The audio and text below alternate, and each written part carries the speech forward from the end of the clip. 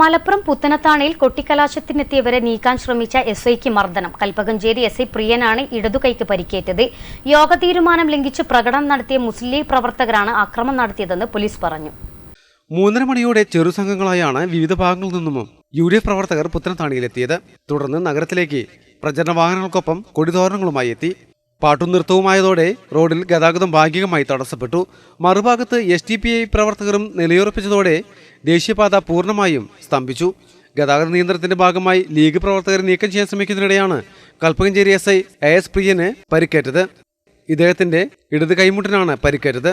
പ്രവർത്തകരും പോലീസും നേർക്കുനേരെത്തിയത് ആശങ്കകൾക്കും വഴിവെച്ചു. പോലീസ് പ്രവർത്തകരെ പിന്നീട് നീക്കുകയായിരുന്നു. പുത്തനത്താണിയിൽ കൊട്ടിക്കലാശത്തിന് അനുമതി ഉണ്ടായിരുന്നില്ലെന്ന് SI അറിയിച്ചു.